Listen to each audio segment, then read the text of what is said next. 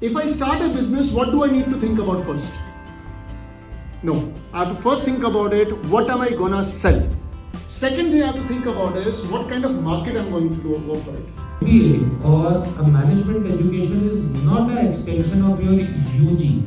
We have amazing team of faculty, corporate connect, alumni connect, which helps you gain experience. इसलिए सबसे last में ROI की बात आती है. तो आपको साइकिल पे बैठा के कोई एक्सपर्ट सिखा रहा है, सेम थिंग जैसे. The first question is that what change an MBA can offer in your life and as well as in your career.